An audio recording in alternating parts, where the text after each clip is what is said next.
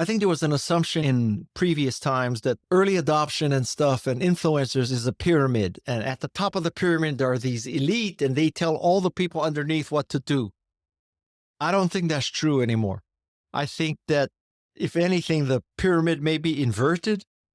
And now, people you never heard of are on Amazon writing reviews. They're spreading the word. It's peer-suasion, peer-to-peer persuasion. And at some point, there's so much peer-to-peer persuasion that the experts then have to embrace what's already becoming successful.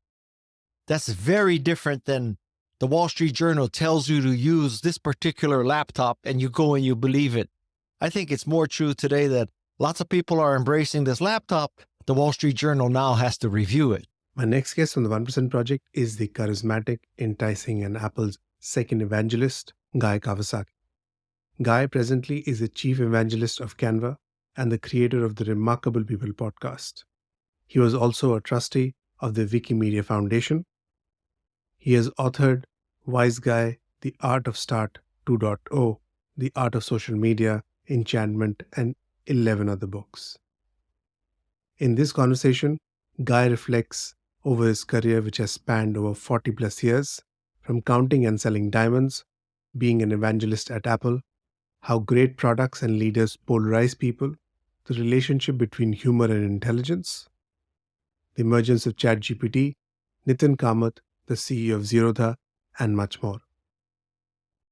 If you have any feedback about this conversation, speaker, or topic recommendations, you can drop me a line at Pritish@1%.live. Subscribe to the show wherever you're listening to it, and sign up to the 1% Project's Think newsletter, which brings highly curated content that adds value to your professional and personal development. Welcome, Guy, to the 1% Project. Thank you. Thank you. How do you reflect on your career, which has spanned over 40 plus years? Trying to make me feel old. There's two combinations to my career, two things. One is luck. And I think people underestimate the power of luck, that I was lucky to be born in a family that was lower middle class, could afford to send me to the right schools, sacrifice so that I could go to a college, et cetera, et cetera. That I just hit the jackpot. Not jackpot in the sense that I'm the son of a billionaire or anything, because I definitely wasn't. But jackpot as opposed to living in total impoverishedness or someone living in a totalitarian society, et cetera, et cetera. So that's one thing. And then just by the grace of God and my upbringing, I was also taught to work hard. So if you're lucky and you work hard, the world is your oyster, basically. Before you got to Apple, your first job was with Nova Styling counting diamonds. What did you done there? Listen, as I look back on my career, looking backwards, you can, of course, connect the dots and you can say, it made sense. You went to college, you majored in psych, and then, well, the dots don't connect there for a while because I went to law school. I quit after 2 weeks. I went back to Hawaii. I worked for Lieutenant Governor. I went back to UCLA to get an MBA. And while there, I met a woman who needed some clerical help, literally counting diamonds. So I worked part-time counting diamonds. And then after I got my MBA, I went to work for that company in sales and marketing. And we were a jewelry manufacturing company selling to retailers. So we called upon retailers as opposed to consumers. So selling jewelry to retailers is hand-to-hand combat, which was a very good experience learning how to sell, which has helped me the rest of my career, including being an evangelist at Apple. Now, at the time, if you think that I had this grand scheme that said, Guy, you go to Stanford, you get a psych degree, then you learn how to sell in the jewelry business so you can go into tech, I hate to burst your bubble. That was no plan. None at all. When you kicked off an evangelist career specifically with Apple, I don't think it's a very well-defined career. So how did you navigate through it? I was Apple's second software evangelist, and our job was to convince software companies and hardware companies to create Macintosh products. And evangelism comes from a Greek word meaning bringing the good news. So I brought the good news of Macintosh. Macintosh would make people more creative and productive. For a developer, Macintosh enabled you to create the software you dreamed of creating It enabled you to tap a different market from the IBM PC. And so our evangelism was bringing the good news of this new platform. I didn't think of the title. The title was already in existence at Apple. And it's because we wanted to not just, quote, sell a new personal computer. We wanted to convert people to a belief in this computer. One of your books, The Art of Innovation, you talk about great products polarize people. Yes. Can you double click on that? I have observed in my career that great products generate strong emotion, and not all are positive.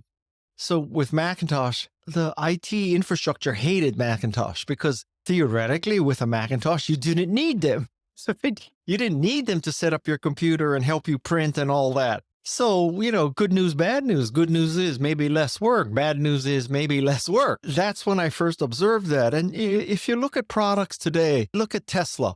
So some people think Tesla is good for the climate, the coolest car, et cetera, et cetera. Some people hate Tesla. A very recent concept is ChatGPT. Some people think ChatGPT is just such a useful tool, profound consequence. I'm one of those people. Other people think it's a way for people to cheat and be intellectually dishonest and blah, blah, blah. It's the end of the world. ChatGPT is another product that has definitely polarized people. You have been an advisor to Google. A lot of discussion is, will Google catch up with ChatGPT or go further? What are your views? Well, you would hope that Google would go further, right? So I think that if Google remained a search engine that provided you links to sources, it will die because of ChatGPT. Now, there are many discussions of ChatGPT that are at very high level, like is it sentient? Can it do lateral thinking? Is it creative? Okay, that's above my pay grade. But I will tell you that I think that the bulk of Google searches are simple questions like, do I roast a turkey breast up or breast down? So if you went to Google and you said, do I roast a turkey breast up or breast down? You get 250,000 links. My cooking, your cooking, e-cooking, best cooking, Thanksgiving cooking, I cook. And so, I just want to know, breast up or breast down? I'm not trying to get 250,000 links. Now, if you ask that same question to ChatGPT, which I did, it says, well, if you cook breast down, the advantage is that the breast has the thicker meat. It's closer to the fire, so it'll cook faster. On the other hand, it'll be in its juices, so it won't brown. So what you should probably do is cook it for 2.5 hours, breast down. For the last half hour or 2 hours or whatever, flip it breast up, and then you get the brown, crispy skin, and you get fast cooking. Well, guys, that's what I want to learn. I don't want 250,000 links. So from that standpoint, if I was Google, I'd be panicked. Now, admittedly, we're at the first stage of this. So, do you trust ChatGPT to tell you how to cook a turkey? Well, that's not a big deal. But still, I think it's Google or other search engines, all they tried to do was improve their search algorithm and links. Because, man, I tell you something, for a question like, how do I add a printer to an Apple network? Or how do I roast a turkey? Or the kind of things that I think 99% of people on Google are asking, ChatGPT is a better answer. But ChatGPT is actually based on the data it has, right, at the underlying layer, and Google has the most of it. Now, in one way of looking at it is, I don't know how true this is, but according to what I read, ChatGPT was disconnected in 2021, right? So the knowledge in it stopped at 2021. Not that the technology of cooking turkeys has changed a lot in the last 2 years. But imagine when it is hooked up to the internet. And so, oh my God, and going to get better and better. Compare, today's Google to what was the original Google. Why shouldn't the same improvements happen? I don't know if it is ChatGPT specifically, but this expectation now that AI is not just about recognizing this kind of cell is cancerous. Now you can go to this place and say, hey, who is Guy Kawasaki? How do you roast a turkey? How do you change a flat tire? I mean, wow. It's getting consumer grade. Yes, very much so. Your analogy about great products polarize people. But do you think that's also true for great leaders? Yes. Well, let's think about that. So, let's just say that not everybody loves Steve Jobs.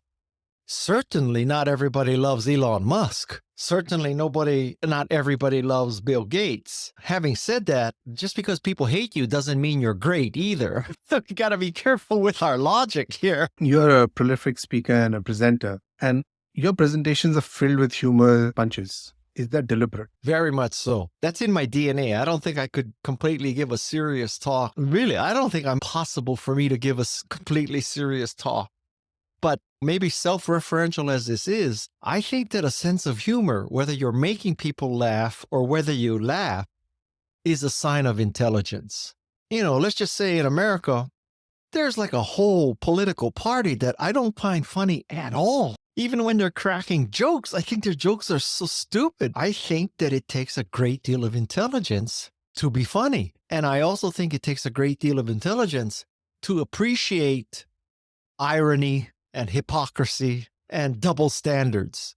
And let's just say there's a lot of people who don't see double standards and hypocrisy and irony. How do you launch a product like a pro? So first of all, let's assume you have a great product, because that makes everything easy.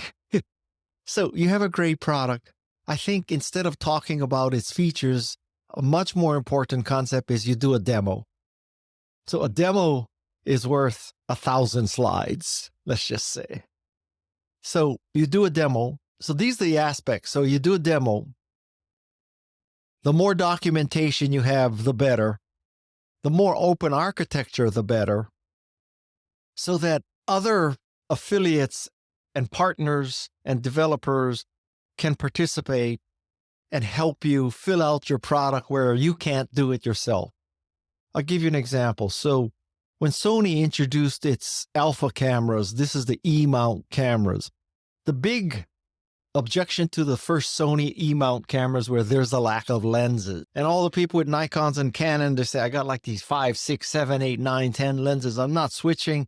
I got too much tied up in those. And even if I was willing to sacrifice what's tied up in there, I go to Sony and I don't have this 800 millimeter lens, and I don't have this pancake 20 millimeter lens, and I don't have an 85 millimeter portrait lens. I only got 2 or 3 lenses to choose from. So what Sony did is they make the E format an open system. So now today you can get lenses from Tamron and all these other companies. So now today, one of the reasons why people aren't switching from Sony to Nikon or Canon is because Sony has so many lenses. So I think the concept of an open architecture, which requires documentation, is very important. And the last concept, I think there was an assumption in previous times that early adoption and stuff and influencers is a pyramid. And at the top of the pyramid, there are these elite and they tell all the people underneath what to do. I don't think that's true anymore. I think that if anything, the pyramid may be inverted. And now, people you never heard of are on Amazon writing reviews. They're spreading the word. It's peer suasion, peer-to-peer persuasion. And at some point, there's so much peer-to-peer persuasion that the experts then have to embrace what's already becoming successful. That's very different than the Wall Street Journal tells you to use this particular laptop and you go and you believe it. I think it's more true today that lots of people are embracing this laptop. The Wall Street Journal now has to review it. I'll go back to your ChatGPT example. Do you think YouTube and Wikipedia are going to outlast everybody? It depends on your time frame. I think Wikipedia faces an existential threat from ChatGPT too, because the assumption with Wikipedia is that we have Wikipedians who create an entry that reflects citations that is unbiased and explains, whatever, right? If you somehow are fortunate enough to have a Wikipedia entry about that topic, you go to the entry and it has passed this test of objectivity, citations, etc., etc. In a world of AI, can instantly search all the references of all languages.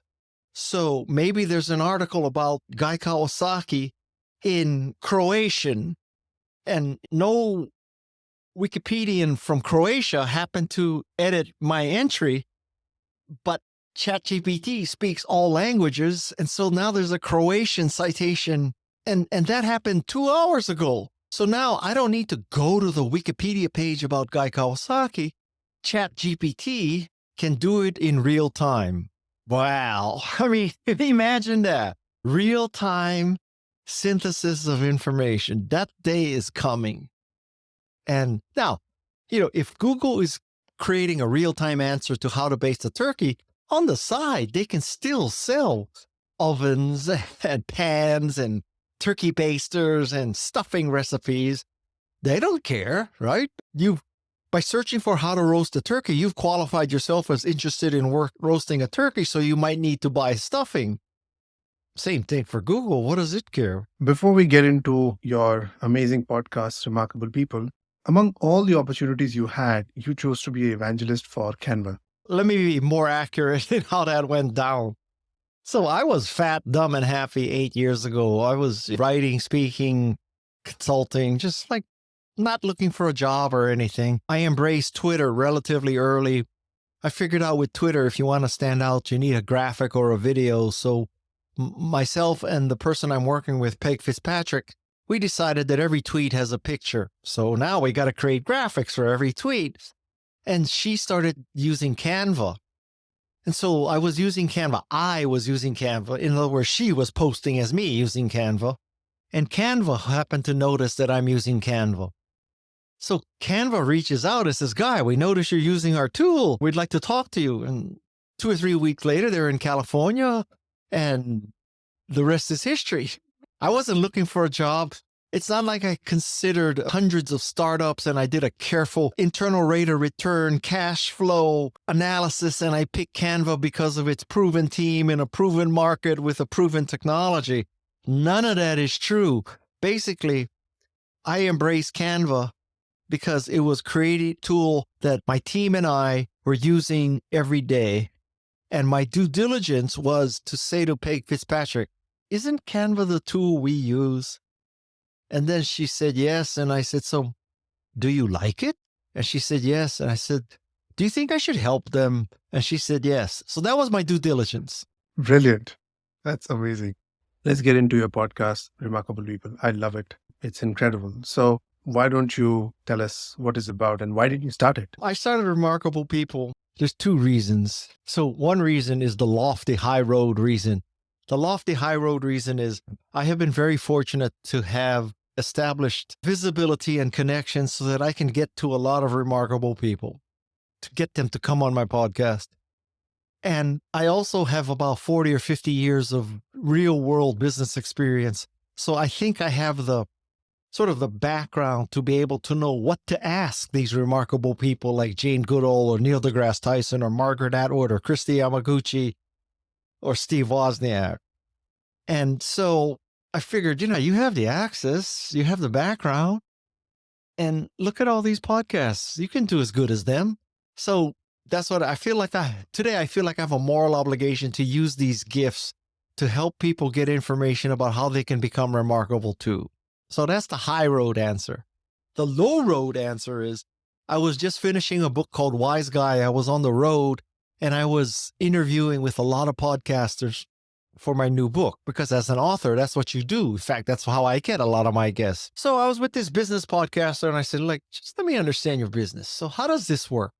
You interview me, comes out to be an hour or 2, you put it up. How do you make money? He says, well, we sell an ad at the start of the podcast, in the middle of the podcast, and at the end of the podcast. I said, well, so how much do you charge? He says, well, the first one is usually about $15,000. The second one is $10,000. The last one is $5,000. So I add up 15, 10, and 5, and you get 30, 40,000. I said, so you're telling me you make 30 or 40,000 an episode times 52? He said, yeah, more or less. I said, well, what the hell? Why am I being an author? I can do that once every 4 years. It takes me 2 years to write the book. Why don't I become a podcaster? I don't have to kill myself writing this book. So that's another reason. Those are the 2 reasons. One of your guests has been Nithin Kamath. Oh, from India. Yes. Yes, in the stock market. He is remarkable. He saw the market. He did it in a very different environment. Probably harder to do what he did in India than it would be to do that in America. And so in a sense, he's democratizing investing. very polished guy. I remember he was a very accomplished chess player, right? Yes. You know, to be a good chess player, not that I'm a good chess player, but I have at least, I watched the Queen's Gambit, you know, so I know that you got to be thinking moves ahead, just reacting to the last move. And that's his personality, I think. I'll digress and ask a question about Apple. Among all the products that Apple made, why hasn't Apple made a projector? Well, first of all, if Apple made a projector, it would be 25 grand. It would have the most amazing image, but it would need a special cable that's not compatible with HDMI. And to properly get the full effect of the Apple projector, every movie has to be remastered. And the projector would be just great, but then it would overheat or run out of power after 4 hours. You could ask the question, why doesn't Apple make a printer? And I think it's because I don't know if there's enough ways to differentiate printer or a projector from the rest of. There's a huge differentiation between Windows and Macintosh and Android and iOS. But how do you make a really different projector? Could make the menu structure better. And you could ideally you could customize your projector using your iPhone, right? Instead of going through like 16 different menus, 12 different sub menus, and then you press back and you didn't press save. Although, rumor has it that Apple is making a car, which is also going to be a frightening experience, because I used to be a Mercedes-Benz brand ambassador. I know what it takes to make a car. It's one thing if your MacBook crashes, it's another if your car crashes, right? Continue on that theme of what I said about the Apple projector. If Apple made a car, it would be the most fantastic car, but it could only go 50 miles before it needs charging. And the charging, it's not compatible with any of the charging systems now. You need a special dongle to hook it up to the connector. And that dongle costs $1,200, and you can only get that dongle from Apple. At an extreme, it takes like 242 volts, not 240. I mean, it would be crazy. There would be no dials. Everything is a touchscreen. That sounds like Tesla right there. I don't know. I would not be first in line to buy an Apple car, to tell you the truth. Actually, that brings me to probably an observation. With so many constraints built in with existing Apple products, what do you think is the reason for its success? Definitely ease of use, and over time, coolness. And over time, it locks you into a system, right? So hard to imagine you're going to buy an Apple Watch and not have an Apple phone. Well, for a while, you couldn't do that, right? So you need a phone. Once you get the phone, you need the watch. Once you get the watch, you need the phone. And then there is some cross-platform stuff, but life is just a lot smoother if you have phone, tablet, computer, watch, all talking to each other. And now, don't get me wrong, I've had Android phones, and there are some things I loved about the Android phone. But listen, I don't want to have to jump through hoops so that my reminders on my computer are talking to my Android to-do list. And I'm sure there's a way using Google Keep or something, but man, I add a reminder on my Macintosh and bada bing, bada bang, it's on my phone. I don't have to think about that. Going back to your podcast, among all the episodes that you've recorded, which is your most favorite one? Oh, man, that's like 150 answers here. Believe it or not, beginner's luck. It's very hard to beat Jane Goodall, which was the very first episode. I mean, after that, and that's a tough act to follow, right? So Jane Goodall, Stephen Wolfram, MacArthur Award winner, PhD in physics at 18 or 19. Steve Wozniak, just because, if you listen to the Wozniak version, you're going to hear, let's just say, a different version of the Steve Jobs story. Before we close, a few questions. Sure. 3 productivity tools. What are they and how do you use them? And you mean software or hardware? It can be anything. Obviously, I use a Macintosh, right? Macintosh, software. Yeah, I know people are going to just cringe when I say this, but I'm a heavy Word user. when I write a book, I use style sheets and I use the outline view versus the print view. And for example, today, trying to clean up all my transcripts, right? And so there are places in my transcript where it's like Guy Kawasaki : and one space later, and it's my interview text. There are other places where it's Guy Kawasaki : space carriage return, and it starts at the next place. And because of my OCD-ness, I can't stand the fact that someplace it just goes straight from the semicolon, someplace it goes to a carriage return. With the power of word, you can search for wherever there's a carriage return versus no carriage return, and you can search and replace and do all that kind of stuff, right? And so you can search for special paragraphing, you can search for tabs, you can search for special characters, all this kind of stuff. So I'm a heavy word user. So that's another one. Another one is Evernote. I use Evernote. I just park a lot of information. Whenever I get an order confirmation or with Evernote, you can create notebooks. So let's say you have a notebook called House. So every time I get a bill, I just forward it to my unique email address, and the subject is @house, and then it gets filed in that notebook. I don't know any other way to do that. Maybe you do, but tell me. Now, when I go to Evernote, I have all these things. And if there's an invoice attached to an email about my house, that PDF is now filed in the notebook. I mean, so Evernote is kind of indispensable to me. And I am constantly, I must admit, in search of the perfect email client. And I have not found one. And this, for crying out loud, this is 2023. So I have not found the perfect email client. And I will also say that in 2023, it amazes me that there is not a good calendar program. Your 3 books. 3 books. Yeah, not that I wrote, 3 books that I recommend, right? Okay. So book number 1 is If You Want to Write by Brenda Hewlett. It is for anybody in any creative endeavor, not just writers, painters, video creators, programmers. You should read If You Want to Write. That's number 1. Number 2 is a book called Ikigai, Ikigai, Japanese word for what's your calling, what's the reason you exist. My Ikigai is podcasting, for example. So that is a great book. Third book, if you're a leader, is to read a book called Risk by Stanley McChrystal. And I think it is the best leadership book that I have ever read. I would put him in the same class as Peter Drucker.